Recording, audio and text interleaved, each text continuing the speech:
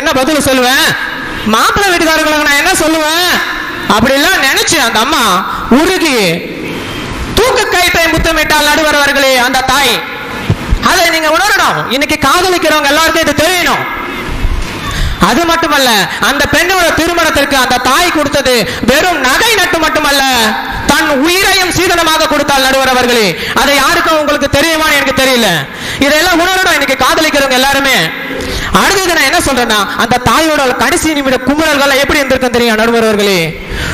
உள்ளே இருந்து உதைத்தாய், உணர்ச்சி வயப்பட்டேன், உயிர்ப்பால் குடுக்கையில் கடித்தாய், சுகமாய் வலித்தது, நெஞ்சத்தில் உதைத்தாய், கெஞ்சி கேட்டது உள்ளம், மறுபடியும் உதைப்பாயா என்று.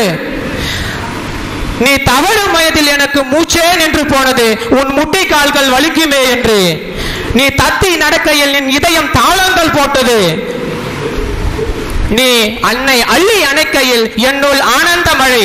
பிள்ளை நீ பருவம் கண்டதும் படபடத்தது உள்ளம் எங்கும், பிள்ளை நீ பருவம் கண்டதும் படபடத்தது உள்ளம் எங்கும். தென்னை ஓலையில் குடிலமைத்தேன், தெருவெல்லாம் தோரணம் கட்டி, வீடெல்லாம் வாரணம் தூவி வரவேற்றேன் உறவுகளை எல்லாம்.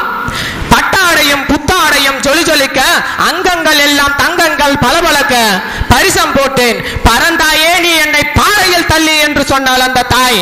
சொல்லிவிட்டு தன்னுடைய அப்படி சொன்ன அந்த தாய் அந்த உள்ள குமுறல்கள் எல்லாம் நீங்க கேட்கணும்.